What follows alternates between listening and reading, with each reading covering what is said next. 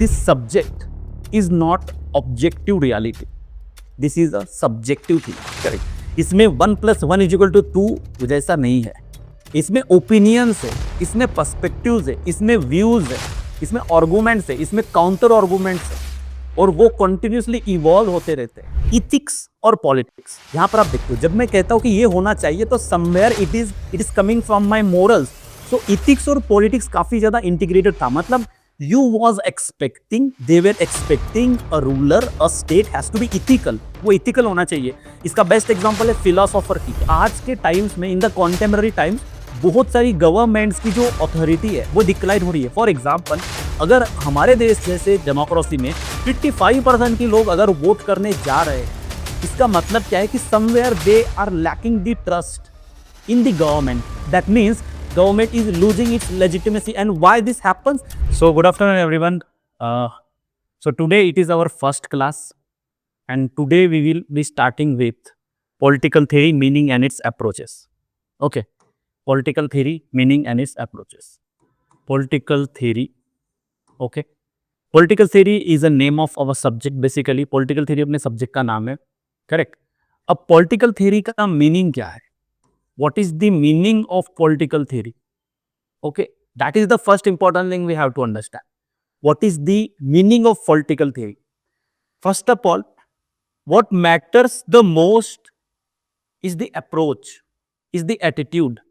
हम चीजों को किस तरीके से देखते हैं. मतलब चीजें होती सेम ही है, लेकिन हम उन्हें कैसे देखते हैं, that matters the most. Correct?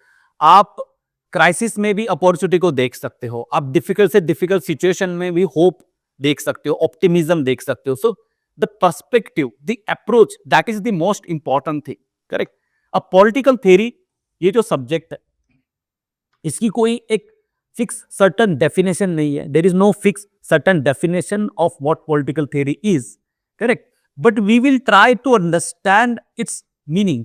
हम उसका मीनिंग जो है वो समझने की कोशिश करेंगे. That what is it about, what it deals about. Correct. That we will try to understand. At the same time we will also try to explore several approaches. Fine. Several approaches that, okay, if this is political theory, then what are the different approaches through which we can understand political theory? Okay, so there are certain approaches that do not fixed. Approaches are continuously evolving. Approaches जो होते हैं वो continuously evolve होते रहते हैं. Behaviourism था, फिर post behaviourism आया, ऐसे डिफरेंट डिफरेंट अप्रोचेस इवॉल्व होते रहते हैं. Now before we go deep into anything, first let me tell you कि आपको you don't have to note down anything, you don't have to worry about anything. For example, because अब इस subject के basic से हम start कर रहे हैं, बट फिर भी कुछ कुछ चीजें as an example I will use. For example, I will use marxism. For example, I will use the word liberalism. For example, I will use some particular scholars. So you don't have to worry about the fact that कि I don't know liberalism. मुझे तो liberalism पता ही नहीं है. Sir ने liberalism word use किया है, marxism word use किया है. अब मुझे पता ही नहीं है, तो how can I understand it? So कुछ चीजें टाइप टॉपिक टू टॉपिक, अगले टॉपिक के बाद, मतलब कुछ टॉपिक के बाद हम सीखेंगे. जैसे लिबरलिज्म, मार्क्सिज्म जो है, ये थ्योरी ऑफ स्टेट में, आइडियोलॉजीज में हम सीखने की कोशिश करेंगे. तो कुछ चीजें हो सकती है जो एज एन एग्जांपल हम यूज करें, बट आपको लगे कि ये थोड़ी सी नई है, तो उतना पोर्शन हो सकता है कि कभी कभी समझने में डिफिकल्टी हो सकती है. You may find it difficult to understand at some instances, but that is not something a reason to be worried about. You don't have to worry, just relax. जितना समझता है आप समझने की कोशिश करो. I understand and I know कि क्या क्या चीजें नई है जो अभी नहीं समझ में आ सकती है, वो कुछ टाइम बाद समझ में आ सकती है. I am going to connect all of these things. Correct. Next further chapters में हमने पहले क्या देखा था, उन चीजों को मैं कनेक्ट करूंगा, सो दैट आपकी जो कंप्लीट अंडरस्टैंडिंग है वो विद द टाइम बिल्ड होगी. 100% सभी चीजें समझ में आएगी. कोशिश हम करेंगे, मैं चीजों को यहाँ पर ब्रेक डाउन करूंगा, कोशिश हम करेंगे कि हमें समझ में आए. बट अगर कुछ नहीं भी समझ में आए तो टेंशन लेने की बिल्कुल भी जरूरत नहीं है. That is the first rule. Okay, the first rule is tension नहीं लेना है. So now let's try to understand what is political theory. जैसे कि हमने लास्ट सेशन में अपने ओरिएंटेशन में भी समझने की कोशिश की, that what is this subject about. Okay, and I hope कि आपको एक ब्रॉडर आइडिया आ गई है कि सब्जेक्ट है क्या basically. But still let us try to understand the political theory is actually a framework. Basically हम इसको फ्रेमवर्क कह सकते हैं, इसको सब्जेक्ट भी नहीं कहते, हम इसको फ्रेमवर्क कहते हैं. That is political theory is basically a framework which helps us to understand how government and societies work. In the coming time हम इस पूरे सब्जेक्ट में हम इन सब चीजों को डील करने वाले कि गवर्नमेंट्स और सोसाइटीज वर्क कैसे करती है, फंक्शन कैसे करती है. Okay, why we have rules. Do we really need rules? क्या रूल्स होना जरूरी है? क्या हमें इसकी जरूरत है, और अगर है तो वो क्यों है? Why we need rules? We are going to deal about it in the political theory, that why we have rules. Even we should make these rules. That is also important, because not necessary that आपने जो rules बनाए वो मैं उसको agree करूं, ये जरूरी नहीं है. इसीलिए ये रूल बनाने की अथॉरिटी किसको होनी चाहिए? करेक्ट. ये एक इंपॉर्टेंट सवाल है जो पॉलिटिकल थ्योरी में हम समझने की कोशिश करते हैं. दिल, what makes a good life? That is the most important question. Political theory देखा जाए तो एक, वैसे इसमें साइंटिफिक डायमेंशन भी है, but it is mostly a philosophical and moral, because ultimately एक गुड एंड फेयर सोसाइटी कैसे बनाई जा सकती है. Ultimate vision is that. Ultimate vision ये है कि how can we make this society, how can we make this world, this state a better and fair for every one of us, for each and every individual. That is basically the ultimate goal of our discipline, of our subject, of the political theory basically, correct? So political theory want to create a society where people can live well and fairly, जहां पर लोग मजे से रह सके, Fairlie रह सके, सबके साथ न्याय हो, किसी के साथ इनजस्टिस ना हो, हर कोई अपनी लाइफ को एंजॉय कर सके. That is what the ultimate goal of a political theory. We want to create a society. हमें इस तरीके की सोसाइटी बनानी है. Fine. Now there is a scholar name Sheldon Wolin. अब देखो, स्कॉलर्स पॉलिटिकल साइंस में, पॉलिटिकल साइंस हमारे सब्जेक्ट में स्कॉलर्स बहुत इंपॉर्टेंट होते हैं. बिफोर वी मूव प्रोसीड, देखो स्टार्टिंग में अपना पेस थोड़ा सा स्लो रहेगा, चैप्टर्स बहुत जल्दी जल्दी फिनिश नहीं होंगे, क्योंकि स्टार्टिंग में हमें कंसेप्चुअल क्लैरिटी बिल्ड करनी है. हमें हर चीज का व्हाई, व्हाट एंड हाउ समझना है. करेक्ट. फॉर एग्जाम्पल, आप मुझे पूछोगे कि सर हम इतना स्कॉलर्स के नाम लेते रहते हैं और आगे भी लेते रहेंगे ऑब्वियसली, तो इतना हम स्कॉलर्स स्कॉलर्स क्यों करते हैं, मतलब why we are so obsessed with the scholars. So the point behind it is, क्योंकि हमने कल ही समझा ओरिएंटेशन सेशन में कि this subject is not objective reality, this is a subjective thing. Correct. इसमें 1+1=2 जैसा नहीं है. इसमें ओपिनियंस है, इसमें पर्सपेक्टिव्स है, इसमें व्यूज है, इसमें आर्गुमेंट्स है, इसमें काउंटर आर्गुमेंट्स है, और वो कंटिन्यूअसली इवॉल्व होते रहते हैं. इसीलिए इस स्कॉलर ने क्या कहा, उसके बाद दूसरे किसी स्कॉलर ने क्या कहा, ये हमारे लिए मैटर करता है. अब हम उन्हीं स्कॉलर के क्यों नाम लेते हैं, हम अपने मन से क्यों नहीं लगते? हम अपने मन से भी तो लिख सकते हैं. We can even write the things by our own self. Why we need to quote the scholars? Because scholars are those people who have researched, who have understood, who have extensively studied those topics. For example, अगर हम John Rawls की बात करते हैं, तो John Rawls is someone who have studied that particular topic of justice very extensively, who have published so many books, so many research papers, and which were acclaimed by the people, and that's why he becomes one of the credible person to quote when it comes to talk about the justice. जब हम justice की बात करते हैं, तो John Rawls become a credible person to whom we can quote. Fine. In the similar way, we quote different scholars. अब सबसे बड़ा सवाल ये भी आता है कि is it really necessary for us to remember all these scholars? So exactly इसका आंसर नो नहीं है. हमें सारे स्कॉलर्स याद करने की जरूरत नहीं है. करेक्ट. हमें इनफैक्ट स्कॉलर्स को याद करने की कोशिश ही नहीं करनी है.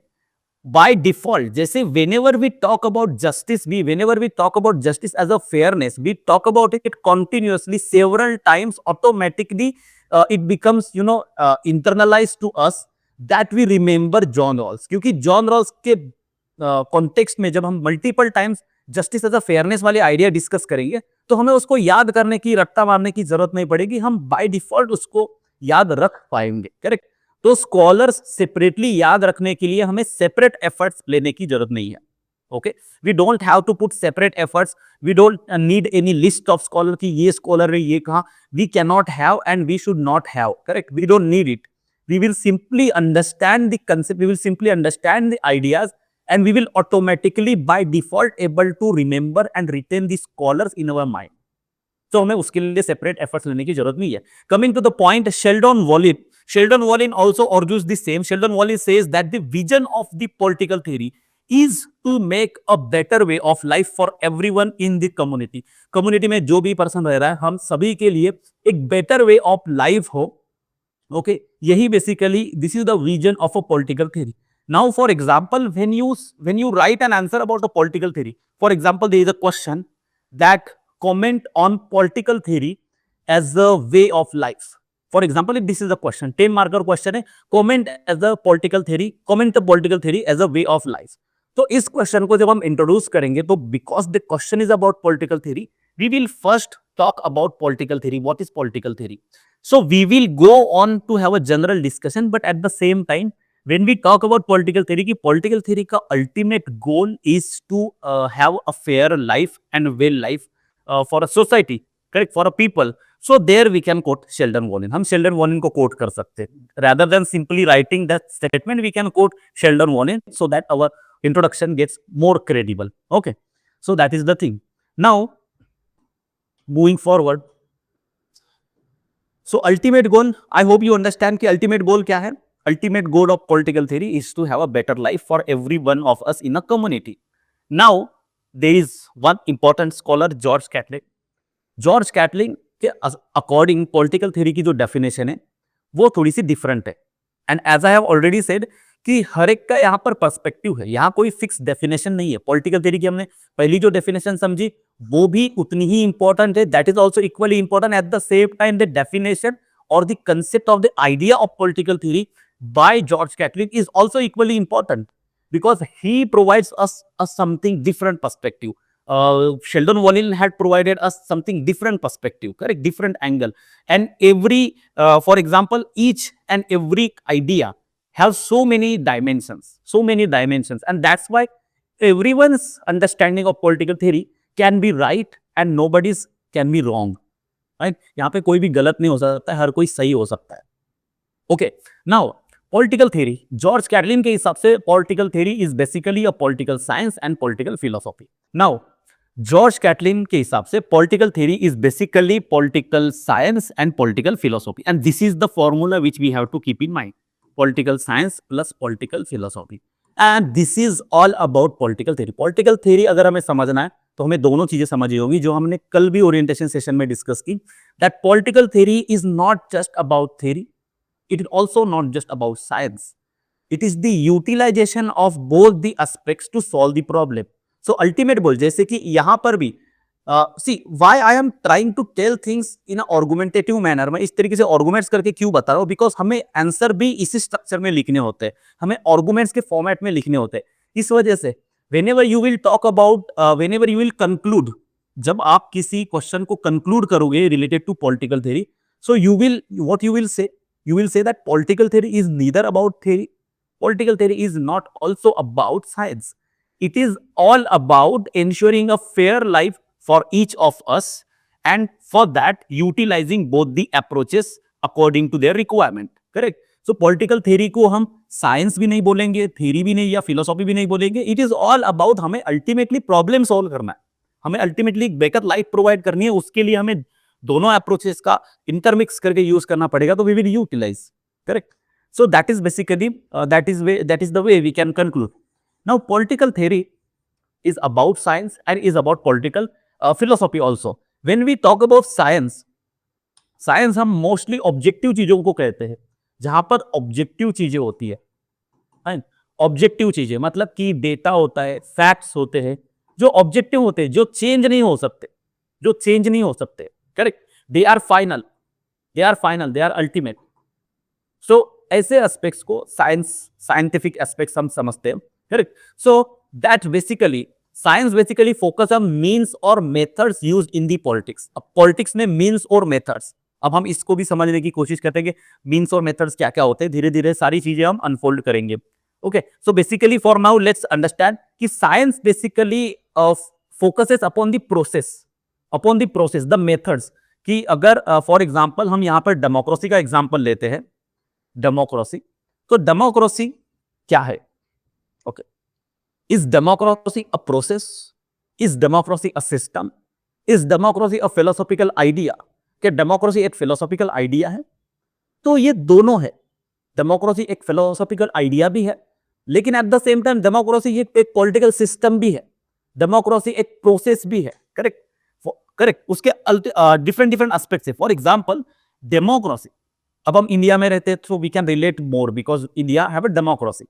तो हमारे यहाँ इंडिया एक डेमोक्रेसी है। तो डेमोक्रेसी में व्हाई डेमोक्रेसी, व्हाट इफ अगर डेमोक्रेसी नहीं होती और एक ऑथोरिटेरियन किंगडम होता, एक राजा होता, फाइन, एक ऑथोरिटेरियन किंगडम होता जिसके हाथ में अल्टीमेट पावर है, जो किसी को अकाउंटेबल नहीं है, तो क्या होता? तो शायद पॉसिबिलिटी ये होती कि हम लोगों की जो लिबर्टी है, हम लोगों को जो फ्रीडम है, वो शायद कॉम्प्रोमाइज होता, वो शायद नहीं होता। Correct, we may not have a freedom, हमें शायद फ्रीडम नहीं होता, लिबर्टी नहीं होती, शायद हम एक बेटर लाइफ की एक्सपेक्टेशन नहीं कर सकते थे, बेटर लाइफ को एक्सपेक्ट नहीं कर सकते थे। Why? Because we literally have no say in whatever is happening. कुछ भी हो रहा है, we have no say, we have no say. We are not talking about democracy, correct, we are not talking about democracy, we are talking about if democracy was not there, if there was authoritarian kingdom, authoritarian state जिसमें democracy नहीं है, लोगों का participation नहीं है, तो वहां पर ये सारी चीजें होती। लेकिन ultimately the goal of life is to enjoy the liberty, to enjoy the life. For example आपने नॉर्थ कोरिया देखा होगा, नॉर्थ कोरिया की आपने कंट्रीब्यूशन न्यूज सुनी होगी, वो किम जॉन यून जो भी है, करेक्ट, एक तो बहुत डिफिकल्ट उनके नाम होते हैं। तो नॉर्थ कोरिया का जो बेसिकली रूलर है, उसको गुस्सा आ गया तो वो किसी को भी मार देता है, कुछ भी कर देता है। वहां के लोग एस्केप भी नहीं कर सकते, उनको वो फ्रीडम ही नहीं है, वो जा भी नहीं सकते कई बार। अगर if someone founds that he is trying to escape the country, उनको पहले पकड़ के जेल में डाल दिया जाता है या मार दिया जाता है। So what is the life? There is no life, correct, there is no life. So basically because we have a democracy, we have that freedom, we have that liberty, we have a constitution, and in the constitution there are some fundamental rights, and that's why somewhere we can say that democracy एक philosophical भी idea है।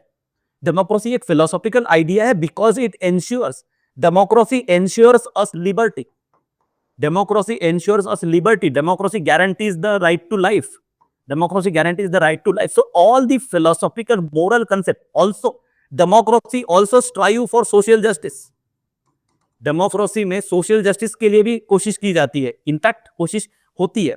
Social justice is one of the core idea of the democracy we can say, correct. So democracy is not just a process, जिस तरीके से हम उसको देखते हैं, democracy is not just a process, although it is also a process, but it has a moral aspect, it ensures social justice, it ensures liberty, right to life, so many things, correct? So these are the philosophical component because अपर हमने देखा है political theory is philosophical at the same time it has of science.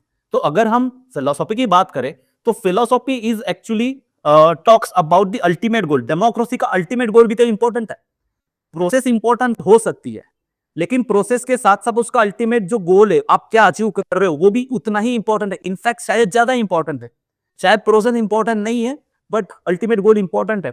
So philosophy actually deals with the ultimate गोल।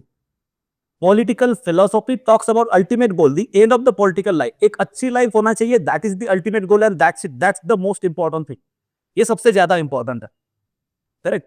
उसके अलावा बाकी आप process कुछ भी follow कर सकते हो, प्रोसेस आप डेमोक्रेसी से बेटर आप दूसरी कोई प्रोसेस अगर लाते हो, if you come up with any, democracy maybe there are different types. There is a representative democracy, there is a participative democracy, there is a deliberative democracy, there is a direct democracy also, correct? So there are different processes of democracy, but the ultimate goal is to have a good life, is to ensure a participation of all in the democracy. That is the thing. So democracy का जो moral या फिर जो philosophical basically component है, philosophical component है, वो ये है कि उसका अल्टीमेट गोल क्या है। और अल्टीमेट गोल हमने देखा डेमोक्रेसी का। एक आगे चल के एक स्कॉलर आएगा, जॉन स्टॉर्ट मिल, जेएस मिल, अभी इंपॉर्टेंट नहीं है लेकिन जस्ट बता देता हूं मैं, क्योंकि चीजों को एक इंटरलिंक हमें करना और हमें समझना है, चीजों को डेप्थ में जाके समझना है। तो आगे चल के जेएस मिल स्कॉलर, जब वेस्टर्न पॉलिटिकल थिंकर्स की हम बात करेंगे तो we will talk about JS Mill. So J.S. Mill was basically a liberal. He was liberal. He loved liberty so much so that he thought that if there is any form of government which ensures the liberty, which protects the liberty, I would go for that. तो liberty उस इंसान को इतनी ज्यादा पसंद थी कि उसने कहा कि लिबर्टी को जो भी फॉर्म ऑफ गवर्नमेंट, चाहे डेमोक्रेसी हो चाहे कोई भी हो, जो इसको प्रोटेक्ट कर सकता है, I will go for that. So he and up becoming a Democrat. He ended up becoming a Democrat. Why? Why he loved democracy? Why he became Democrat? Because democracy, he thought, was one of the system which ensures, which protects the individual liberty. Because he was the lover of individual liberty. Correct? So basically democracy का जो गोल है, ultimate goal क्या है, चाहे for that matter किसी भी system का जो अल्टीमेट गोल है, वो ये होना चाहिए कि एक बेटर पॉलिटिकल और सोशल लाइफ हम प्रोवाइड कर सके. And that is there. So that is a philosophical aspect.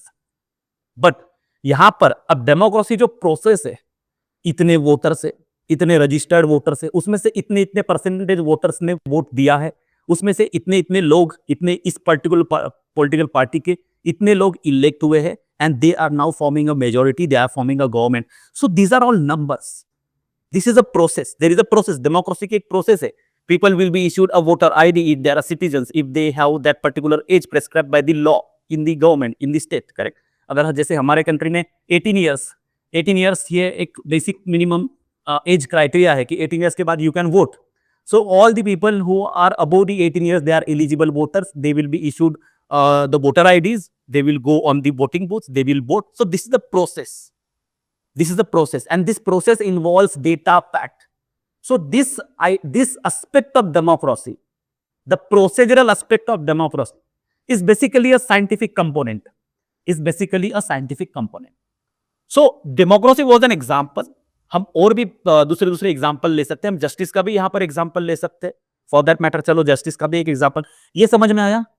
Okay, अगर ये समझ में आया, but still you want if you still want one more example, we can go for one more example, because see, we have a lot of time and we ultimately want to understand the subject. Okay, फिर आपको इसमें से ये doubt नहीं होना चाहिए कि हमें इसमें से ध्यान में क्या रखना है. आपको क्या ध्यान में रखना है, आपको क्या चीजें समझ दिमाग में रखनी है, वो मैं बताऊंगा. ओके, जब हम इसको थोड़ा सा आई विल टेल यू कि इसमें से क्या क्या ध्यान में रखना. सब कुछ ध्यान में रखना नहीं है. The explanation part we are doing is to understand, not to keep everything in mind. So don't worry about it. For now you just focus upon the understanding of the subject. Okay, let's take one more example. So let us take an example of justice. Although justice, when I say justice, न्याय होना चाहिए. न्याय मतलब देखा जाए तो justice is an idea जिसका एक बहुत लंबा इतिहास है. मतलब जहां जहां पर भी अन्याय हुआ है, वहां वहां पर कुछ ना कुछ रिवॉल्यूशन हुए, सिस्टम चेंज हुई है, गवर्नमेंट बदली है, मतलब सब कुछ चीजें बदल गई है. करेक्ट. सारा जो खेल है, The entire game of politics is about न्याय एंड अन्याय. सारा जो खेल है ये बेसिकली जस्टिस इनजस्टिस का है. इस वजह से जस्टिस बहुत इंपॉर्टेंट आइडिया है basically. But now the point is, justice क्या ये मोरल फिलोसॉफिकल आइडिया है या इसमें साइंटिफिक कंपोनेंट भी है? So primarily justice is a normative idea. Normative, देखो normative it means some kind of philosophical. आप ध्यान में रखो, वर्ड्स थोड़े से नए हैं. नॉर्मेटिव, एम्पेरिकल वर्ड्स नए हैं. Normative is basically somehow philosophical or ethical or moral. It is related to philosophical, ethical, moral. Correct? जो philosophical, ethical, moral होती है वो normative चीजें होती है. Correct? और वो subjective होती है. Okay? और उसके बाद empirical की जब हम बात करते हैं, empirical ये भी word अगर आपने पहले नहीं सुना होगा, तो empirical is mainly about data facts, is mainly about observations, is mainly about the scientific calculations. Okay? तो ये basically scientific calculations वाला टॉपिक है empirical. So primarily justice is a philosophical और what we can say it's the moral idea. It's a normative idea. It's a normative idea. When I say it has to be, the society has to be just. There has to be a justice in the society. When I say this, so this comes from my morals. This is something, when I say it has to be, ये होना चाहिए. Ought to be की बात कर रहे हैं हम. Ought to be, ये होना चाहिए. we are talking about ought to be. So that is normative. But can we achieve this normative goal without the help of scientific aspect? Certainly not. Certainly not. Because if today, आज की अगर हम बात करें, अभी recently caste census के बारे में काफी डिस्कशन हुआ था. कास्ट सेंसस जो मुझे लगता है लास्ट जो था दैट वाज आई थिंक 19 कुछ 31 आई थिंक तब हुआ था. लास्ट जो कास्ट सेंसस था वो बहुत काफी पहले हुआ. उसके बाद कास्ट सेंसस बहुत फुल फ्लेजेड में नहीं हुआ. 2011 में एक बार कास्ट सेंसस की कोशिश हुई, बट उसके डेटा में काफी सारी एम्बिगिटी होने की वजह से उसको भी प्रॉपर कास्ट सेंसस जो है नहीं माना गया. So there the caste census now why we need to have the caste census. For that matter, forget about the caste census. Why we need a census, a socio-economic census? Why we need a census?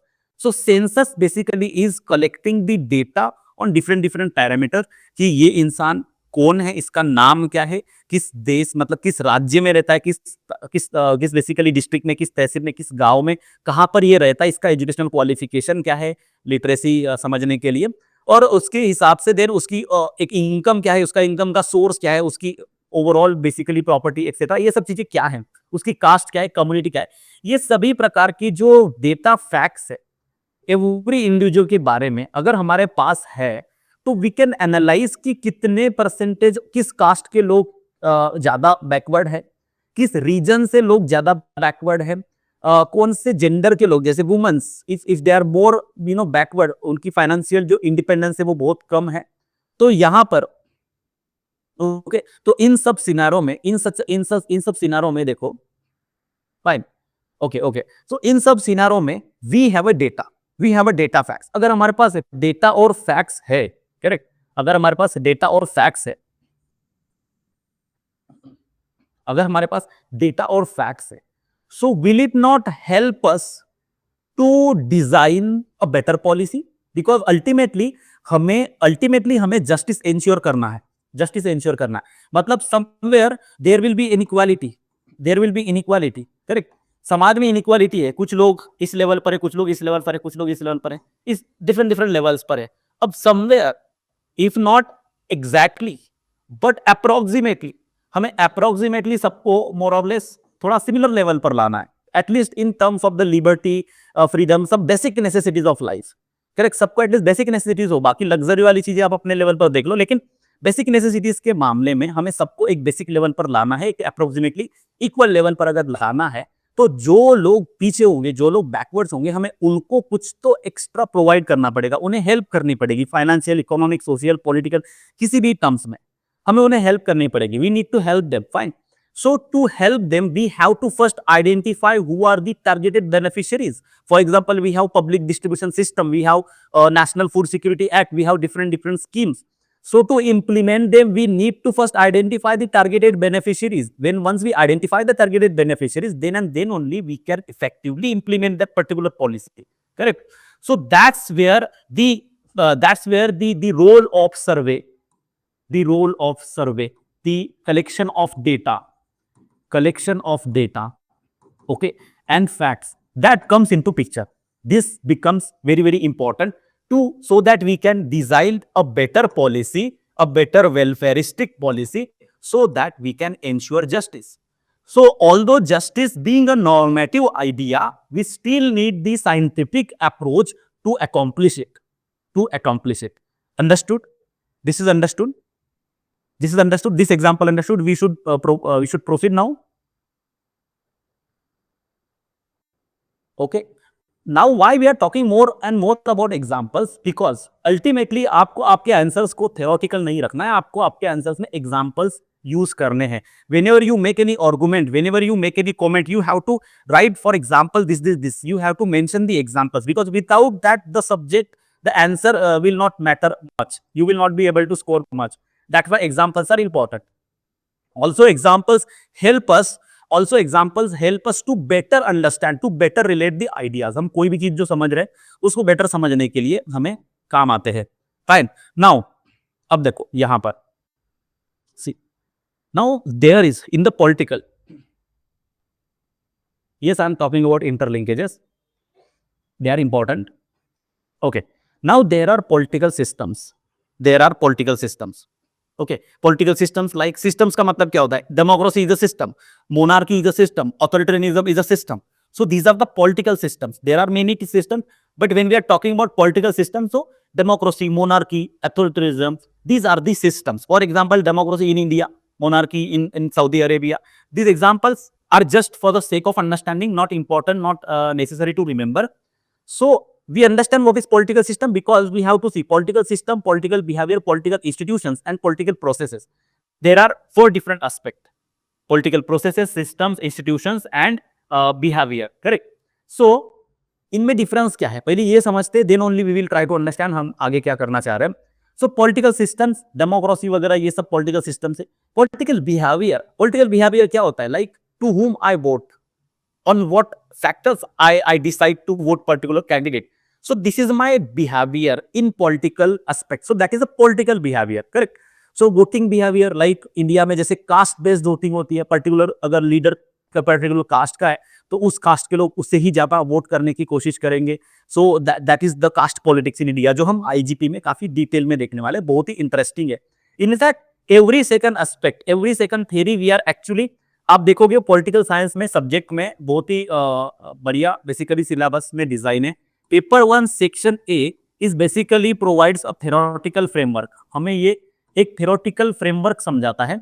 और फिर जो paper 1 section B है, ये हमें उसके practical applications के बारे में बताता है. जैसे आईजीपी में हम ग्रासरूट डेमोक्रेसी की बात करेंगे, हम लोकल पंचायती राज इंस्टीट्यूशंस की बात करेंगे, तो that is related to democracy in our political theory, correct. हम जस्टिस की बात करेंगे, हम वहां पर कॉन्स्टिट्यूशन की बात करेंगे, तो स्टेट जहां पर, यहां पर हम we talk about state, we talk about its authority, then we will talk about the salient feature of the constitution and powers and rights of the people. वो सभी चीजें हम आईजीपी में बात करेंगे, तो दे आर रिलेटेड. हम यहाँ पर ये सब चीजें देख रहे हैं, behaviour and everything, then caste and etcetera politics we will see there, correct. So this is basically a pattern. So behavior means voting behavior, that is political behavior. Public opinion formation, जैसे कि media में कोई movement, जैसे कि आजकल तो digital activism बहुत ज्यादा चल रहा है. डिजिटल एक्टिविज्म मतलब ट्विटर हो या फिर फेसबुक हो, इंस्टाग्राम हो, इन पे हैशटैग लगा के कोई पर्टिकुलर चीज को ट्रेंड में लाना, correct. So that is a digital activism. Like black lives matter, ये एक काफी ज्यादा ट्रेंड हो चल रहा था, काफी वायरल हुआ था, और इससे एक वॉइस क्रिएट करने की कोशिश की गई. सो इस तरीके से पब्लिक ओपिनियन फॉर्मेशंस होते हैं. पब्लिक का ओपिनियन जो है, in particularly in context of the political matters जो है, उस कॉन्टेक्स्ट में लोगों का ओपिनियन फॉर्म करना, शेप करना, ये भी पॉलिटिकल बिहेवियर है. Okay, this is also political behaviour. Then so this is basically political behaviour. I hope political behaviour का मतलब क्या है समझ में आ गया. देन पॉलिटिकल इंस्टीट्यूशन, जैसे we talk about legislature, parliament, we talk about executive, council of ministers which are executive, the government of India, let's say. We talk about judiciary, we talk about election commission. So these are institutions, these are political institutions. Okay, these are political institutions. And then there are political process, for example policy making, law banana, correct, या फिर election की जो process है, हमारी electoral process है, ये भी एक प्रोसेस है. तो ये पॉलिटिकल प्रोसेस है. सो आई होप आपको समझ में आ गया कि पॉलिटिकल इंस्टीट्यूशंस, बिहेवियर, सिस्टम्स और प्रोसेसेस क्या क्या होती है. बिकॉज व्हाट हैपेंस इज, बड़ी बड़ी चीजें हमें अच्छे से समझ में आ जाती है, जो ब्रॉडर लेवल की, जो बेसिकली डिफरेंट लेवल की होती है, लेकिन हम जो लैक करते हैं, what we lack in the fundamentals, हम अगर फंडामेंटल्स में लैक करते हैं ना, तो हमारे आंसर्स में वो ओरिजिनलिटी नहीं आती, करेक्ट, वो ऑर्गेनिक जो फ्लो है वो नहीं आता. इसीलिए ये बेसिक अंडरस्टैंडिंग हमें होना जरूरी है. Now a systematic and empirical study of above. We are talking about political science. Political theory में पॉलिटिकल साइंस और पॉलिटिकल फिलोसॉफी है, तो उसमें से पॉलिटिकल साइंस वाले एस्पेक्ट की हम बात कर रहे हैं. सो पॉलिटिकल साइंस वाले एस्पेक्ट में ये जो भी प्रोसेसेस है, जो भी इंस्टीट्यूशंस है, जो भी बिहेवियर है, जो भी सिस्टम्स है पॉलिटिकल, करेक्ट, इन सभी को to systematically and empirical study, एक systematic और empirical study of all these based on the data and fact, that is basically political science. Okay, political science deals with the systematic and empirical study of all these processes, systems, behavior on the basis of the data and fact. जैसे political behaviour, जैसे हमारे पास सर्वे आता है election होने के बाद, उसके results आने के बाद हमारे पास लेट्स से पीआरएस का कोई रिपोर्ट आता है जिसमें कहता है कि इतने परसेंट लोगों ने वोट दिया, इतने परसेंट लोगों ने वोट नहीं दिया। सो this is the political behaviour जो हमें बताता है, तो इसमें डेटा फैक्ट्स होता है। सो ये सब कुछ जो है that is the political science talk about, political science talk about, correct? हाँ, yes, the meaning of the word empirical, okay, because we are talking about normative approach and we are talking about empirical approach. हम normative और empirical approach को simultaneously समझने की कोशिश कर रहे हैं। तो यहां पर ये अभी हम एम्पेरिकल अप्रोच की बात कर रहे हैं। एम्पेरिकल अप्रोच में बेसिकली साइंटिफिक स्टडी होता है पॉलिटिकल सिस्टम्स, बिहेवियर्स, प्रोसेसेस और इंस्टीट्यूशंस का। Okay, so empiricism is basically the scientific study on the basis of the data and fact of the political systems, political behaviors, political what we say processes and political institutions. That is fine. ये समझ में आ गया? Fine. Now, why we do this? हमें ये क्यों करना है? हर जगह पर हमें देखो सवाल पूछना है what, why, how. Okay. So why we do this? हमें ये क्यों करना है? Because we have to describe. हमें इलेक्शंस के रिजल्ट को डिस्क्राइब करना है, हमें एक्सप्लेन करना है, क्योंकि हमें एक्सप्लेन करना पड़ेगा ना चीजों को। We have to explain how it has happen. Democracy में इस पर्टिकुलर पार्टी को इतने परसेंटेज वोट्स कैसे मिले, ये तो डिस्क्राइब करना पड़ेगा, ये तो हमें एक्सप्लेन करना पड़ेगा, करेक्ट? ये हमें एक्सप्लेन करना पड़ेगा। Okay, that how particular political party win the elections, हमें इसको डिस्क्राइब करना पड़ेगा कि डेमोक्रेसी कैसे वर्क कर रही है, करेक्ट? हमें eight the same time, so that अब हम जब डिस्क्राइब करेंगे, एक्सप्लेन करेंगे, सारा रिसर्च करके हम डेटा के बेसिस पर उसको स्टडी करेंगे, then and then only we will be able to predict that what are the future possibilities, what are the future possibilities. So science basically, what empirical approach, what they do is they describe, they explain, they predict who can win election. जैसे हम एक basically pre poll सर्वे लेते हैं, pre poll सर्वे opinion, public opinion वाला सर्वे लेते हैं, जिसके basis पर हम कैलकुलेशन करके हम प्रेडिक्ट करने की कोशिश करते हैं। सो that is the empirical, that is the empirical thing. Okay, this is understood? यहां तक समझ में आ गया? यहां तक समझ में आ गया? एम्पेरिकल वाला एस्पेक्ट समझ में आ गया कि what is empirical approach and what they actually try to do, उनको करना क्या है, वो क्या करते हैं, what they deal about. Okay, fine. Moving to the now philosophical. हमने एम्पेरिकल देखा, अब हम नॉर्मेटिव की बात करते हैं। Normative, what is normative about? Normative was basically, it was all about philosophy, it was all about moral, correct? Morals के बारे में, इथिक्स के बारे में था नॉर्मेटिव, मोरल्स और इथिक्स के बारे में। Like what is just society, what is just society, एक जस्ट सोसाइटी क्या होती है, can be measure on the basis of the data and fact, on the basis of the empirical data, can be measure that this is a just society? No, because just society is simply a philosophical idea, it cannot be measured, and therefore it is a normative. It can only say that it has to be. So for example, if we try to understand, see here, the normative, when we talk about normative, it actually talks about what ought to be, what ought to be, कि क्या होना चाहिए, correct? When we talk about empirical approach, it tells us that what is, okay? Like for example, इसमें out of 100 million voters, for example, out of 100 million voters, the 67% of the voters, they voted in the recent election.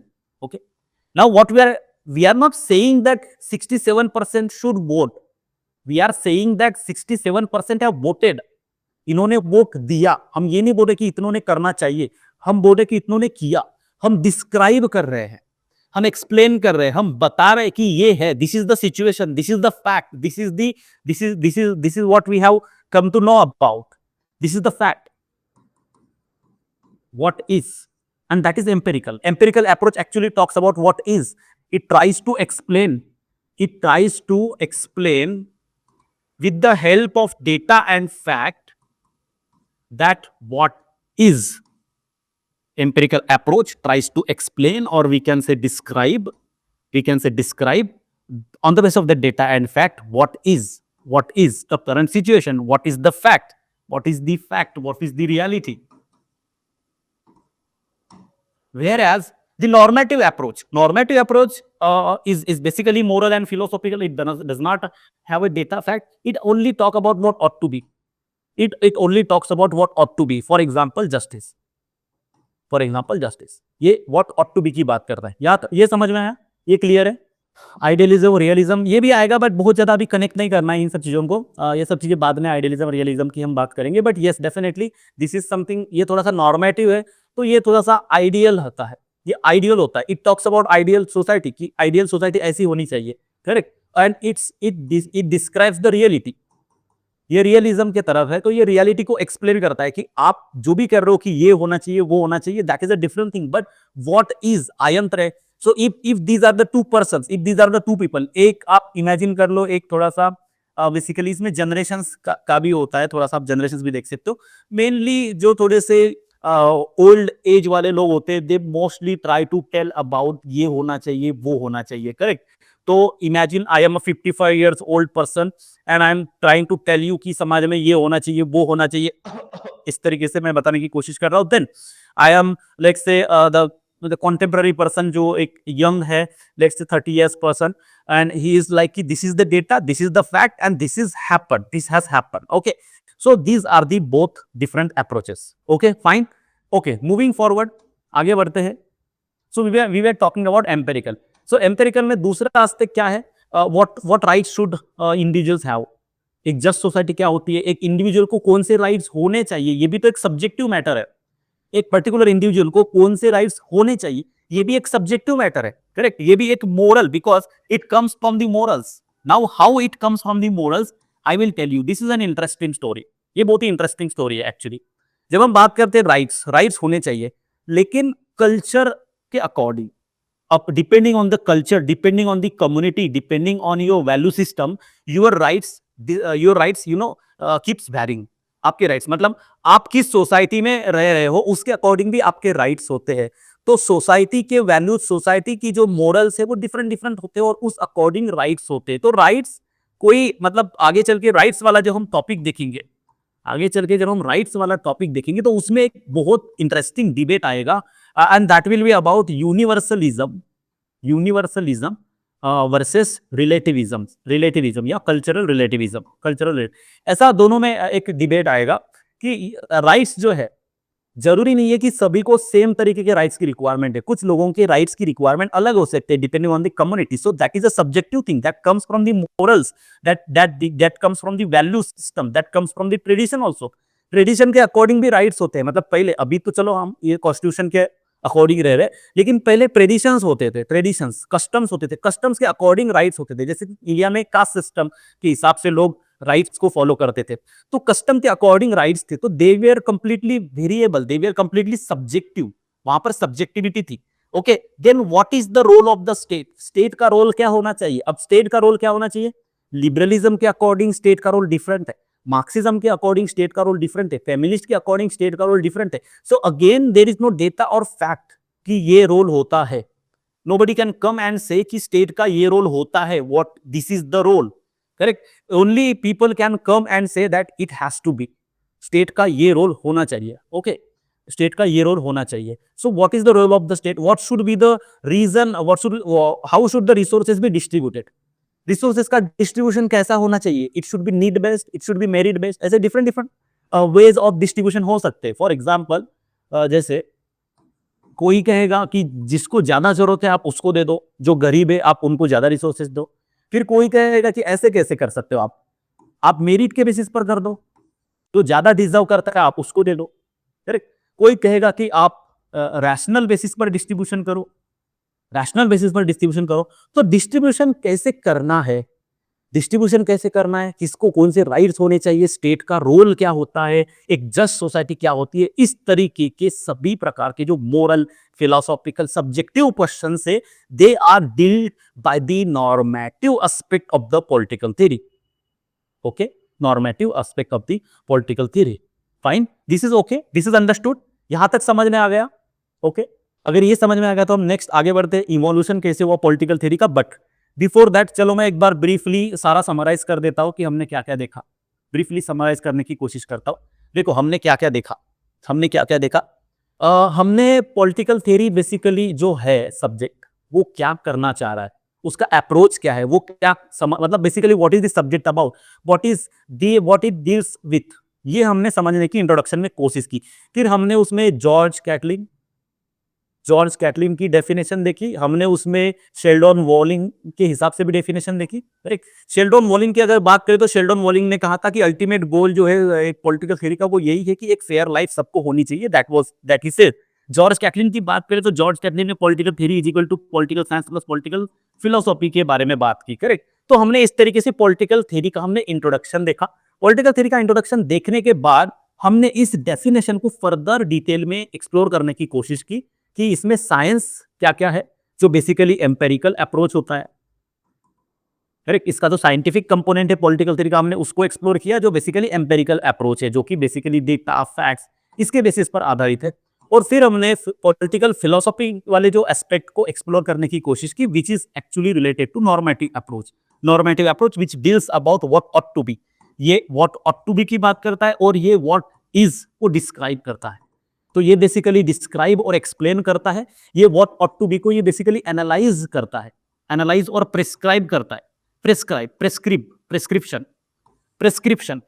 करता है कि ये होना चाहिए, that is my prescription, कि इस situation में ऐसा ऐसा होना चाहिए, that is my prescription. Okay, so this is a prescriptive, this is descriptive. आप ये भी लिख सकते हो, मतलब कुछ कुछ चीजें हो सकती हैं, हमें वैसे लिखने की जरूरत नहीं है, सारी चीजें हैं नोट्स में, सारी चीजें अवेलेबल है। आप यहाँ पर समझ लोगे तो आपको ज्यादा बेटर समझ में आएगा। बट फिर भी मैं थोड़ा सा ब्रॉडली यहाँ पर एक छोटा सा टेबल निकाल देता हूँ ताकि उतना आप नोट डाउन कर सकते हो। For example let's say political science, मैं शॉर्टकट्स यूज कर रहा हूँ, शॉर्ट फॉर्म यूज कर रहा हूँ, और political philosophy. Okay, political science, political philosophy.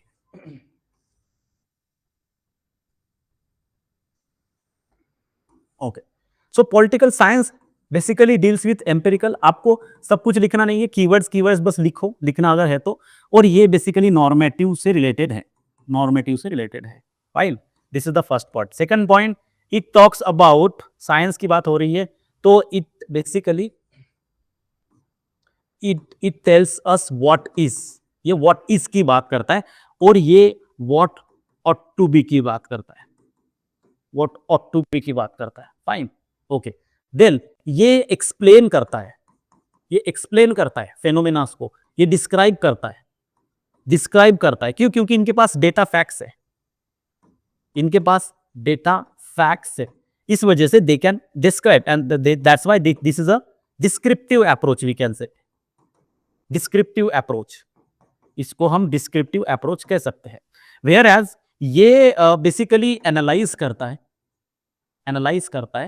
और प्रिस्क्राइब करता है। क्यों? क्योंकि उसमें ओपिनियंस है, इसमें व्यूज है, इसमें सब्जेक्टिविटी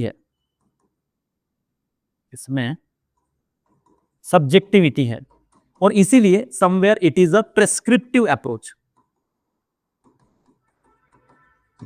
अप्रोच। अब यहां पर इंटरेस्टिंग बात यह है, अगर आपको ये लिखना है तो आप लिख सकते हो, अदरवाइज क्लास के बाद भी इतना पोर्शन आप पॉज करके वीडियो में से भी लिख सकते हो, rather than wasting the time. So let's not waste the time, ये आप लिख लेना बाद में। Okay, so now the interesting thing is, अब क्योंकि यूपीएससी ने नॉर्मेटिव और बिहेवियरल पे बहुत सारे क्वेश्चंस ऑलरेडी पूछ दिए हैं, there is a possibility that they come up with, क्योंकि लास्ट टाइम उन्होंने कंपैरेटिव में उसी तरीके से एक क्वेश्चन पूछा था, एकदम नया क्वेश्चन पूछा था, कीवर्ड बस उन्होंने नया यूज किया था, बस आइडिया, लेकिन इंटरप्रेटेटिव अप्रोच करके उन्होंने क्वेश्चन पूछा था। इंटरप्रेटेटिव अप्रोच जो भी है, interpretative approach in the comparative politics, and this was something किसी ने सोचा ही नहीं था, किसी ने देखा ही नहीं था पहले, क्योंकि व्हाटएवर वो नोट्स भी रेफर, इसमें कहीं पे ये वर्ड नहीं था। बट एक्चुअली होता क्या है, यूपीएससी एकदम से आउट ऑफ द बॉक्स ऐसा कुछ नहीं पूछता है, समवेयर उसका एक मीनिंग होता है। जैसे व्हाट इफ कल को वो नॉर्मेटिव और एम्पेरिकल ये वर्ड्स ना यूज के, they will ask you a question, distinguish और for that matter compare and contrast, और let's say discuss about the descriptive and prescriptive approaches of the political theory. अगर वो ऐसा कह दे कि descriptive and prescriptive approach of the political theory, इस तरीके का क्वेश्चन पूछे, तो many people may get surprise कि ये क्या पूछ लिया, ये क्या पूछ लिया, ऐसा उन्हें लग सकता है, लेकिन बिल्कुल भी ऐसा लगने की जरूरत नहीं है। हमें पता है कि prescriptive is basically normative, descriptive is basically empirical, correct. तो हमें चीजें सेम नहीं लिखना है, बस हो सकता है वर्डिंग चेंज करके यूपीएससी पूछे। Okay, and be ready for such kind of question, because UPSC अभी बहुत ज्यादा इवॉल्व हो रही है, पीएसआर में काफी डिफरेंट तरीके से क्वेश्चंस पूछ रहे हैं, and that is the reason that why many of the people are not able to score well. That is one of the reason, क्योंकि अंडरस्टैंडिंग लैकिंग कर रहे हैं, इसलिए वो स्कोर नहीं हो पा रहे, इसलिए क्वेश्चन को सही से इंटरप्रेट नहीं कर पा रहे। क्वेश्चन को आप एग्जैक्टली इंटरप्रेट तभी कर पाओगे जब आपको वो अंडरस्टैंडिंग होगी। सो that is the important thing. Okay, now let's move towards the evolution aspect. Political theory का इवोल्यूशन कैसे हुआ? ओके,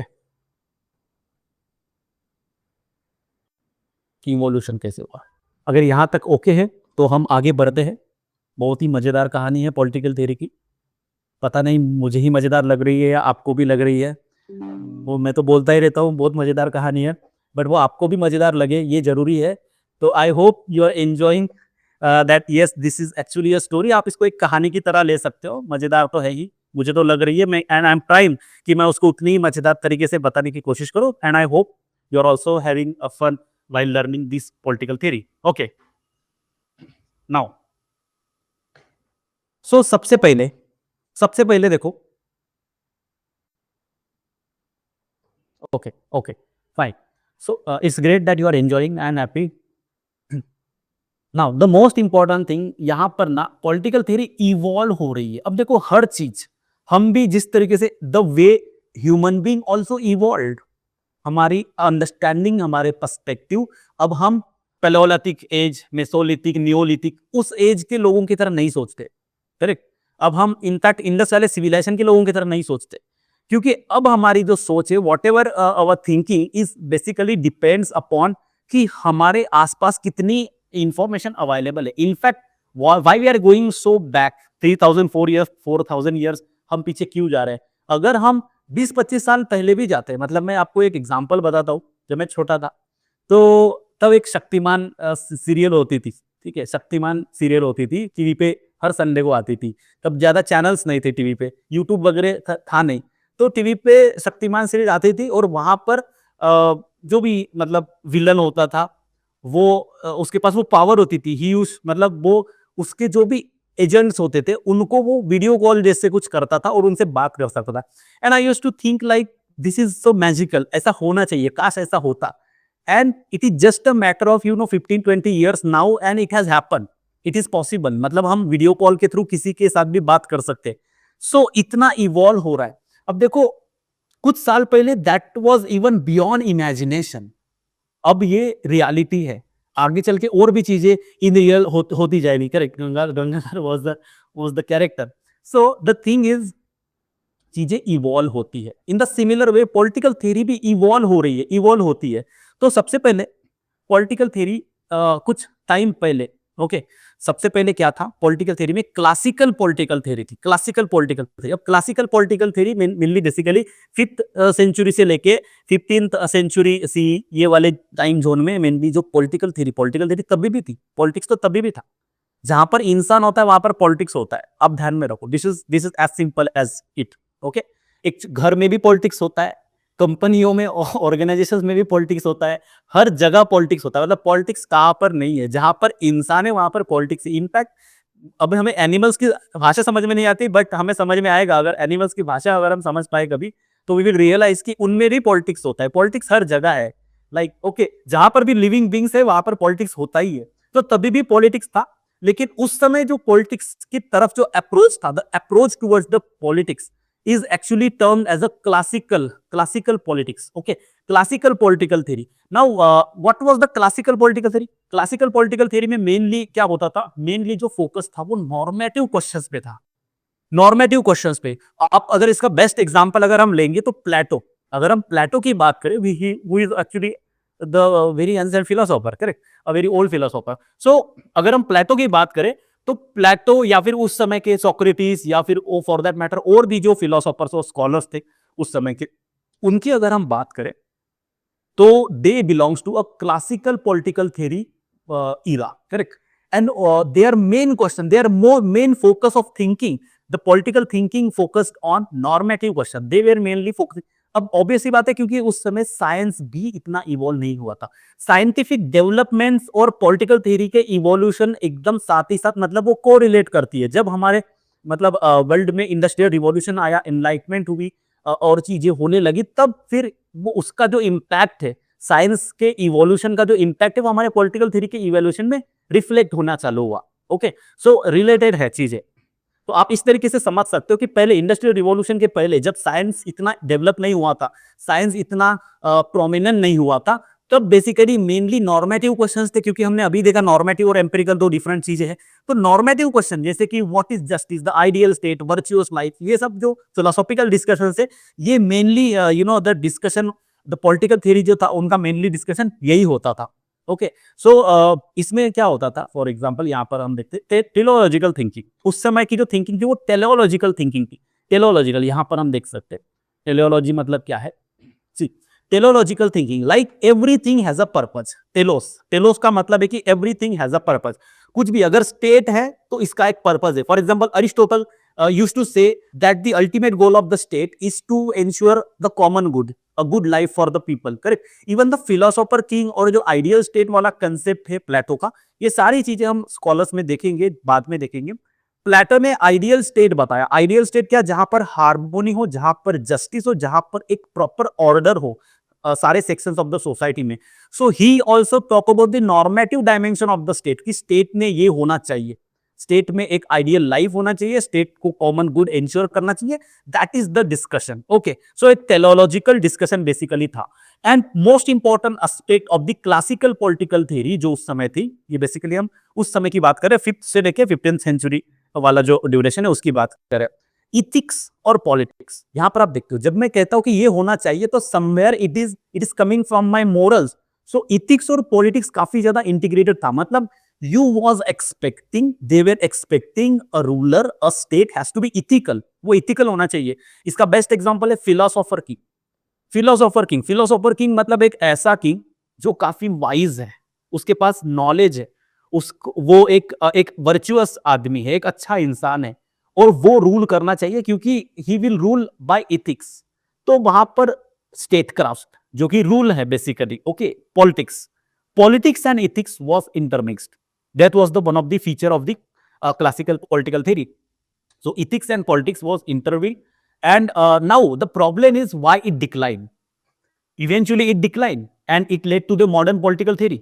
तो ये decline क्यों हुआ? क्योंकि पहले क्या होता था, पहले there was a feudal Christian order. अब feudal मतलब क्या है? feudal बेसिकली अगर आपको नहीं पता तो एक होता है ना feudal, मतलब एक होता है राजा और उसके कुछ इंपॉर्टेंट मिनिस्टर्स होते हैं, और जो लैंड होती है जो कि इंपॉर्टेंट मींस ऑफ प्रोडक्शन है, this is important property, that is the land, and that is actually given to the feudals जो मिनिस्टर्स होते हैं. तो वो फ्यूडलिज्म, मतलब mainly the land and the important means of production are owned by the king and his associates. So that is the feudal order. तो इस तरीके का स्टेट होता था पहले. अभी तो every individual have a right to property. Now can you imagine कि एक ऐसे पॉलिटिकल सेटअप में जहां पर फ्यूडल ऑर्डर है, वहां पर हम कॉमन लोग, अब हम सब तो कॉमन लोग ही है, हम में से कोई मिनिस्टर नहीं है, मतलब मैं तो नहीं हूं, आप में से कोई अगर होगा मिनिस्टर्स या किसी से रिलेटेड तो that is a different thing, but we are a common people. We are a common, as a common people can be imagine in the feudal order we have a right to property. We are saying we are going to a raja की, मेरा property का मेरा अधिकार है और मुझे चाहिए, तो हमें तो सूली पे चढ़ा देगा. Correct. So right to property नाम की आइडिया थी ही नहीं, क्योंकि एक इंडिविजुअल को रिकॉग्निशन ही नहीं था. एक इंडिविजुअल लाइफ जो है, इंडिविजुअल लिबर्टी है, ये आइडियाज थे ही नहीं, कोई सोच ही नहीं सकता था. एंड इसीलिए कहीं ना कहीं बाद में जाके हमें क्वेश्चन भी आएगा कि liberalism is a revolutionary idea. क्यों रिवॉल्यूशनरी? क्योंकि आप जिस तरीके से सोच रहे हो, ये सोच खुद में एक रिवॉल्यूशनरी है. The way you are thinking itself is a revolutionary. ये बाद में हमें समझेगा, अभी मॉडर्न में शिफ्ट होंगे तो हमें समझेगा. ओके, तो आई होप ये समझ में आया. फ्यूडल ऑर्डर था, क्रिश्चियन ऑर्डर था. क्रिश्चियन मतलब जो चर्च थी, बेसिकली चर्च के जो पोप थे, उनका काफी इन्फ्लुएंस होता था पॉलिटिक्स में. मतलब somewhere the religion has a tremendous say in the political affairs. In fact religion use to guide the political affairs. तो रिलीजियन और स्टेट मिक्स था, इथिक्स और पॉलिटिक्स मिक्स था. Correct, that was the scenario. But then हुआ क्या, अब क्योंकि धीरे धीरे लोगों को समझेगा कि हमको भी प्रॉपर्टी चाहिए, तो लोग थोड़ा सा उसके लिए शायद फाइट कर सकते हैं. करेक्ट, तो ग्रेजुअली इकोनॉमिक और सोशल चेंज होने लगा.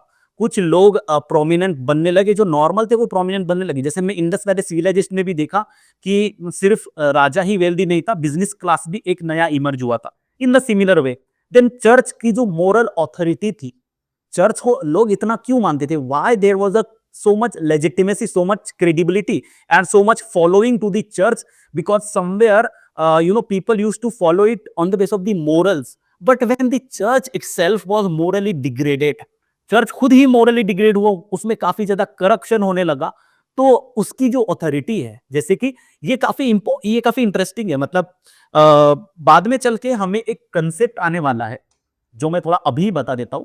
आप कम से कम लेजिटिमेसी ये वर्ड तो समझते हो, लेजिटिमेसी ये वर्ड तो समझते हो. लेजिटिमेसी मतलब चलो इसको एक्सेप्टेंस है, चर्च की अथॉरिटी को एक्सेप्टेंस था तो वो लेजिटिमेट अथॉरिटी थी. तो लेजिटिमेसी ये बेसिकली वर्ड होता है. अब उसकी मॉरल अथॉरिटी डिग्रेड हुई. In the similar way can we say that कि आज के टाइम्स में, इन द कॉन्टेम्पररी टाइम्स, बहुत सारी गवर्नमेंट्स की जो अथॉरिटी है वो डिक्लाइन हो रही है. फॉर एग्जाम्पल, अगर हमारे देश जैसे डेमोक्रेसी में 55% के लोग अगर वोट करने जा रहे हैं, इसका मतलब क्या है कि somewhere they are lacking the trust in the government. So in the so that means कि government is losing its legitimacy. Government is losing its legitimacy. And why this happens? In the similar way, जिस तरीके से यहां पर corruption हुआ, इस तरीके से आज के टाइम में, जिस तरीके से करंट टाइम में जिस तरीके से करप्शन हो रहा है, करप्शन जब होगा, सर्विसेज प्रोवाइड नहीं होगी, लोग डिससैटिस्फाइड रहेंगे, तो गवर्नमेंट की क्रेडिबिलिटी क्वेश्चन में आएगी, लेजिटिमेसी की क्राइसिस आएगी. लेजिटिमेशन क्राइसिस नाम का एक कंसेप्ट हमें आगे चल के आएगा. लेजिटिमेशन क्राइसिस बहुत इंपॉर्टेंट है, तो ये इसलिए होता है. तो उस समय भी लेजिटिमेशन क्राइसिस ये हुई, and that is how, that was one of the reason it decline. Classical political theory decline होना चालू हुआ. Correct. Then also rise of secularism. Secularism ये तो थोड़ा सा मॉडर्न आइडिया था, ये मॉडर्न आइडिया था. ऑल्सो ये थोड़ा सा रैशनल भी आइडिया था. रैशनल, अब अगर हम मॉडर्न, रैशनल ये वर्ड्स की अगर बात करें या लॉजिक की बात करें, तो ये सारी चीजें जब साइंटिफिक एनलाइटमेंट हुआ, रिनेसेंस हुआ, then only these things came into the picture, that modernity, rationality, logic, all these things came when this scientific evolution happened. जब साइंटिफिक इवोल्यूशन हुआ तो सिक्युलरिज्म जैसा कंसेप्ट आया, साइंटिफिक इवोल्यूशन हुआ. इसका एग्जांपल अगर हम देखें तो मैकियावेली, प्लेटो पहले, फिर अरिस्टोटल, उसके बाद हम मैकियावेली देखेंगे. पहले दो स्कॉलर्स, प्लेटो और अरिस्टोटल देखने के बाद हम तुरंत मैकियावेली देखेंगे. तो Machiavelli, he said, he emphasized upon the power. उसने पावर पर ज्यादा फोकस किया than ethics. Correct, there is a difference. Power और इथिक्स में डिफरेंस है. इथिक्स को उसने ज्यादा भाव नहीं दिया, इसीलिए उसको काफी ज्यादा, मतलब एक रियलिस्ट माना जाता है. And he is mainly compared with the Kautilya, जो इंडियन स्कॉलर है कौटिल्य, उनके साथ इसको कंपेयर किया जाता है, because both belongs to the realist tradition. दोनों बहुत रियलिस्ट सोचते हैं. रियलिस्ट मतलब कोई मोरल्स, इथिक्स, विथिक्स ये सब चीजों की बात नहीं करते. They only talk about what is real. What is real, that's why they are realist.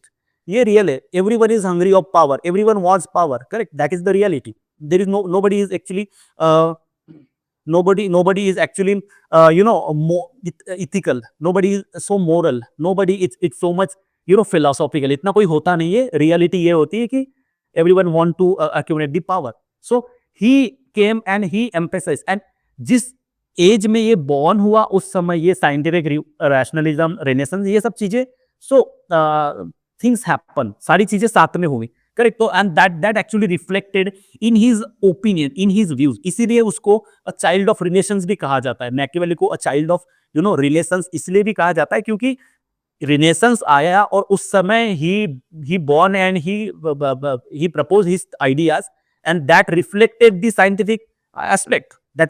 Scientific aspect, इसीलिए उसको एक वो भी क्वेश्चन आया था as a child of renaissance. At the same time ये भी क्वेश्चन आया था कि एम्पिरिकल मेथोडोलॉजी किस तरीके से मैकियावेली ने लाई है अपने स्टडीज में, ये भी क्वेश्चन आता है. ये सारी चीजें हम देखेंगे बाद में. ओके, सो इस तरीके के थिंकर्स आए, and then secularism and scientific revolution आया, and emergence of the modern state. Modern state emerge हुआ। Okay okay, modern state emerge हुआ। फॉर एग्जांपल 1648 को ट्रीटी ऑफ वेस्टफेलिया, इससे रिलीजियस वॉर्स जो यूरोप में चल रहे थे वो खत्म हो गए, and it marked a birth of sovereign secular nation state. Sovereign secular, अब देखो सी, रिलीजियस वॉर्स जो मेनली यूरोप में थे, यहां पर एक चीज, one important thing we have to understand, कि जितना भी पॉलिटिकल थ्योरी हम देख रहे हैं, हमको कहीं भी इंडिया नहीं दिख रहा है, हमको कहीं भी इंडिया या फॉर दैट मैटर एशिया नहीं दिख रहा है। ये चीज आप नोट डाउन कर लो, note down in the sense कि थोड़ा ध्यान दो इस पर, फाइन, कि कहीं पर भी हमको ये इंडिया एशिया ये सब नहीं दिख रहा है। दैट इज द रीजन कि बाद में हम इसको बहुत ज्यादा यूरोसेंट्रिक कहेंगे, यूरोसेंट्रिक, यूरोप को ही सेंटर में रख के सारी पॉलिटिकल थ्योरीज बेसिकली इवॉल्व हुई है, and that is the fact, correct. So religious war ended हुए वेस्टफेलियन ट्रीटी से, एंड अब रिलीजियस वॉर एंडेड हुए, at the same time we know कि रिलीजियन और पॉलिटिक्स मिक्स था। अब रिलीजियस वॉर्स हुए, वो खत्म होने के बाद सिक्युलरिज्म इंट्रोड्यूस हुआ, करेक्ट। और उसी के साथ साथ नेशन स्टेट जो कि सोवेरियन है, नेशन स्टेट, क्योंकि पहले क्या होता था, रिलीजियस डोमिनेशन होता था, चर्च की ऑथोरिटी होती थी स्टेट के ऊपर। ये स्टेट इंडिपेंडेंटली रूल नहीं कर रहा है, स्टेट के ऊपर चर्च का डोमिनेंस है, चर्च की ऑथोरिटी है। तो सोवेरियन का मतलब क्या होता है, जैसे इंडियन पार्लियामेंट को हम सोवेरियन ऑथोरिटी कहते हैं, क्योंकि इंडियन पार्लियामेंट खुद के हिसाब से, खुद के अकॉर्डिंग रूल्स एंड रेगुलेशंस बना सकता है without any interference of any external authority. But यहां पर ये पॉसिबल है क्या? नहीं, यहां पर स्टेट की जो भी कमांड है वो somewhere it is dominated by the church, तो इसको वो सोवेरियन ऑथोरिटी है ही नहीं, सोवेरियन ऑथोरिटी है ही नहीं। अब क्योंकि ये रिलीजियस वॉर और ये सब खत्म हो गए, चर्च का रोल खत्म हो गया, तो स्टेट को सोवेरिटी मिल गई, स्टेट को अभी वो सोवेरिटी मिल गई। तो एक सोवेरियन स्टेट तैयार हुआ और एक सेक्युलर स्टेट तैयार हुआ, क्योंकि ऑलरेडी रिलीजियन का जो मिक्स था पॉलिटिक्स के साथ वो सेपरेट हो गया।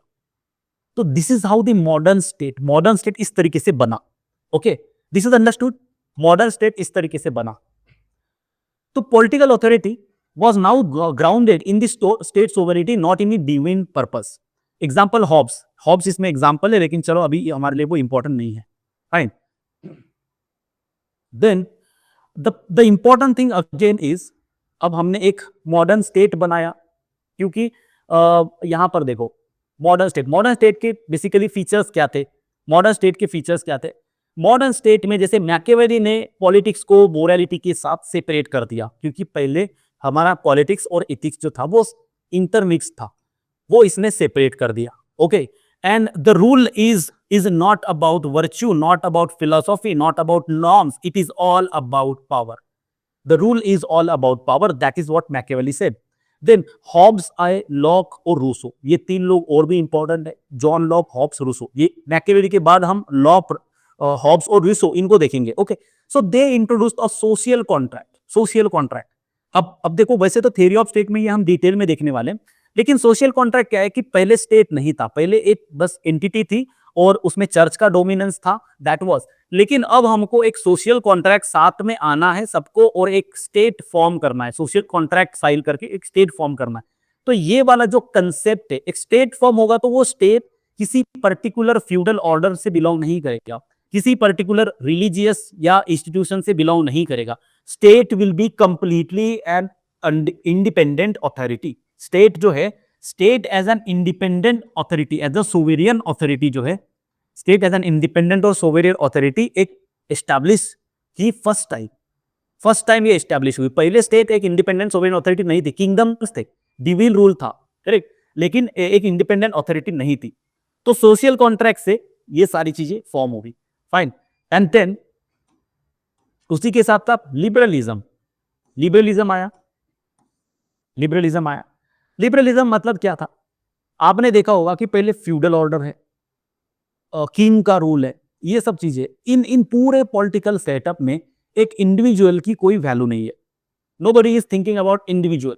सो for the first time modern state में इंडिविजुअल के बारे में, जैसे जॉन लॉक जब आया, so he said, and that's why John Locke is also known as the father of liberalism। इनके बारे में हम डिटेल में देखेंगे, काफी इंटरेस्टिंग है। जॉन लॉक को फादर ऑफ लिबरलिज्म क्यों कहा जाता है? Then John Locke come in his treatise, in his book, in his work, he said important things. उसने ये कहा कि एक इंसान जब पैदा होता है, when a human born, when an independent, when a human being born, okay, so naturally just being a human, एक human होने के नाते उसको राइट टू लाइफ है, राइट टू प्रॉपर्टी है और राइट टू लिबर्टी है. ये तीन राइट्स उसको कोई किंग नहीं दे रहा है. No king is providing this rights, no state is providing this rights, no law is providing this rights. These rights of right to life, liberty and property, these are there the moment he born by being a human. वो human होने के नाते उसको naturally वो rights है.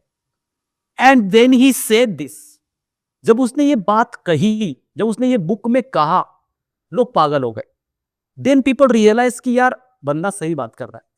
He is saying something very interesting. बहुत ही कुछ अच्छी बात बता रहा है. और कोई राजा नहीं है, कोई कुछ नहीं है, ये हम सभी को राइट है, हम सभी को अधिकार है, हमको हमारे तरीके से जीने का पूरा फ्रीडम है, प्रॉपर्टी ओन करने का अधिकार है.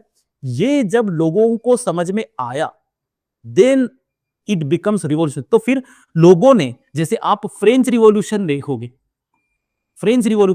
So somewhere it was inspired by the locks, this idea. Lock की ये जो आइडियाज थे, इनसे इंस्पायर होके ही बेसिकली वो फ्रेंच रिवॉल्यूशन हुआ. क्यों? क्योंकि जो भी revolution, in fact what ever revolution, लोग उस समय छोटे मोटे जो भी रिवॉल्यूशंस थे, वो इन सब आइडियाज से इंस्पायर होके, क्योंकि व्हेन पीपल रियलाइज, पहले तो लोगों को पता ही नहीं था, लोग मानते थे कि भगवान ने इस बंदे को भेजा है रूल करने के लिए, and that's why he is ruling, so we have to obey him. That was the basically customary authority, correct, customary authority. But then people realise कि नहीं, we have the right as a human being. तो then they started going against the state. उन्होंने state के against जाना, उस particular ruler के या rule के अगेंस्ट जाना चालू किया, और वहां से फिर रिवॉल्यूशंस हुए. तो आप समझ सकते हो कि एक आइडिया कितना बड़ा रिवॉल्यूशन ला सकता है. And that's why he is known as the father of liberalism. So that's why एक क्वेश्चन आएगा आगे चल के, liberalism as a revolutionary idea, तो उसने यही सब चीजें लिख दी है. लोग एकदम ही डिफरेंट आंसर लिखते हैं, लोग समझते ही नहीं है, कुछ डिफरेंट ही लिख लेते हैं, बट हमें इस तरीके से आंसर उसका लिखना है. Then there was a Marx. Marx ने क्या कहा? मार्क्स ने तो लिबरल कैपिटलिज्म था. अब क्योंकि आपको राइट टू प्रॉपर्टी दी, आपको लिबर्टी दी, तो ऑब्वियसली बात है कि लोग फिर अपने हिसाब से प्रॉपर्टी एक्यूमुलेट करेंगे और इनइक्वालिटीज आएंगे. तो लिबरलिज्म से नेचुरली इनइक्वालिटीज डेवलप होती है. Liberalism tend to inequalities, naturally economic inequalities. So Marx came and he reacted, he went against the liberal ideas, liberal capitalism, and he focused on a class conflict and material conditions. तो ये सारे modern times में political theory में इतनी सारी developments हुई, इतने सारे पर्सपेक्टिव मॉडल इसमें आए, करेक्ट. तो फीचर इसका क्या हुआ? फीचर क्या था? फीचर ये था कि एक तो राइज ऑफ नेशनलिज्म, ओके, लेकिन प्रॉब्लम ये है कि इवेंचुअली ये भी डिक्लाइन हुआ, करेक्ट. ये डिक्लाइन इसलिए हुआ क्योंकि एक तो it was a too abstract, ये काफी ज्यादा एब्स्ट्रैक्ट था. जैसे हमने देखा कि सोशल कॉन्ट्रैक्ट, हमने हॉब्स लॉक वाला जो आइडिया देखा, जो हम बाद में डिटेल में थ्योरी ऑफ स्टेट में देखने वाले, तो उसने सोशल कॉन्ट्रैक्ट की बात की. तो सोशल कॉन्ट्रैक्ट बेसिकली एक इमेजिनरी कॉन्ट्रैक्ट था. वहां पर असल में सारे लोग आए साथ में और उन्होंने एक स्टेट फॉर्म किया, ऐसा नहीं हुआ. वो एक इमेजिनरी आइडिया था. तो it was a abstract idea. For that matter अगर हम लिबरलिज्म की भी बात करते हैं, तो it was often based upon the assumptions. Liberalism में इससे स्टेट ऑफ सोशल कॉन्ट्रैक्ट से सोशल कॉन्ट्रैक्ट की थ्योरी आई, लिबरलिज्म की जो थ्योरी आई, ये सारी जो थ्योरीज थे ये असम्पशंस पर बेस्ड थे, आइडियल असम्पशंस पर बेस्ड थे, नॉट इन रियलिटी. किसी रियलिटी के आधार पर नहीं थे, ये आइडियल असम्पशंस पर बेस्ड थे. ओके, कि जैसे लिबरलिज्म में इंडिविजुअल को एक कहा जाता था, लिबरलिज्म सेड कि इंडिविजुअल जो वो रैशनल है, लेकिन जरूरी नहीं है. हॉब्स ने तो कहा था कि वो सेल्फिश है. मैकियावेली जो रियलिस्टिक है, वो कहता है कि man is very selfish, correct. तो लिबरलिज्म ने लेकिन क्या कहा कि मैन जो है वो रैशनल है, इंडिविजुअल जो वो रैशनल है. तो ये हमारा एजम्पशन है, इस एजम्पशन पे के आधार पर ये लिबरलिज्म की थ्योरी बनी. या फिर स्टेट ऑफ नेचर में सभी लोग एक दूसरे के खिलाफ वॉर कर रहे हैं, there is a problem and that's why we need to go for a social contract and we need to create a state. तो ये जो कंसेप्ट था ये भी एजम्पशन था, स्टेट ऑफ नेचर एजम्पशन था. So that's why it was a too abstract and that's why it declined. Then another reason is, जैसे यहाँ पर आप एग्जाम्पल के तौर पे देख सकते हो, Hobbes talks about the people surrounding rights for security, but that doesn't explain the rise of totalitarianism in the Nazi Germany. जो जर्मनी में जो टोटलिटरियनिज्म इमर्ज हुआ, करेक्ट. जैसे पहले क्या था, हॉब्स ने क्या कहा, हॉब्स ने कहा कि सोशल कॉन्ट्रैक्ट में people will surrender their rights, people will surrender their rights. लेकिन अगर हम नाजी जर्मनी की बात करते तो यहां पर राइट सरेंडर हुए ही नहीं लोगों के, यहां तो एक टोटलिटेरियन स्टेट एस्टैब्लिश हुआ. So such kind of developments in the modern times, ये सारी थेरीज मॉडर्न टाइम्स की है, और ये डेवलपमेंट्स, ये जो हैपनिंग्स है पॉलिटिकल एरिना में, ये भी मॉडर्न टाइम्स की है. तो इसको ये एक्सप्लेन नहीं कर पा रही है. ये जो थेरीज है मॉडर्न टाइम्स की जो पॉलिटिकल थेरी है, ये इसको एक्सप्लेन नहीं कर पा रही है, and that is one of the lacuna of the modern political theory. Also modern political theory, मैंने आपको बोला था कि यूरोप को आप अंडरस्टैंड करो, यूरोप को आप नोट डाउन करो. अगर आप यूरोप को नोट डाउन करोगे तो आपको रियलाइज होगा कि सारी जो पॉलिटिकल थेरी है, मॉडर्न थेरी हो, क्लासिकल पॉलिटिकल थेरी हो, वो समवेयर काफी ज्यादा यूरोसेंट्रिक थी, because this theories were develop in the Europe and based on the European experiences. जो यूरोप में जो उन्होंने एक्सपीरियंस किए, उसी के आधार पर वो थेरीज बनाएंगे. आप चाहे हॉब्स की बात करो, लॉक की बात करो, रूसो की बात करो, they were all belong to Europe and they develop their theories based on their experiences which happened in the Europe. So not necessary कि ये सारी थेरीज जो है यूनिवर्सली अप्लीकेबल हो. लिबर्टी की जो आइडिया है, या फिर for that matter right to property की आइडिया है, जैसे राइट टू प्रॉपर्टी की हम बात करते हैं, तो ट्राइबल एरियाज में राइट टू प्रॉपर्टी नाम का कंसेप्ट नहीं होता है. ट्राइबल एरियाज में पीपल गो फॉर मतलब वो एक जगह पे रहते ही नहीं है, वो बेसिकली एक जगह से दूसरी जगह मतलब ट्रांस माइग्रेट होते रहते हैं. फिर वो माइग्रेट होते रहते हैं. तो उनके यहाँ पर वो राइट टू प्रॉपर्टी वाला कंसेप्ट ही नहीं है, उनके वैल्यू सिस्टम में ये आता ही नहीं है. तो how can you impose this idea of liberty as a universal idea for entire population in the world? ये पॉसिबल नहीं है. करेक्ट, ये पॉसिबल नहीं है. इसीलिए ये जो था वो यूरोसेंट्रिक था, and that was one of the lacuna. ये एक बहुत बड़ा लैकुना था.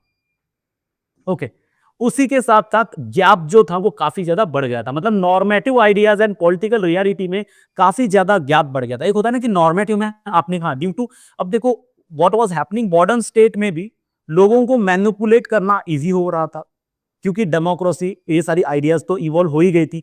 मास पार्टीज, पॉलिटिकल पार्टी जो है मास लेवल पर वो इमर्ज होना चालू हुई, and that's why it becomes, जैसे अगर हम डेमोक्रेटिक थ्योरी की भी बात करते हैं, so democracy was not the ultimate solution, even though Hitler, who got elected through a democratic process, but emerged as a dictator.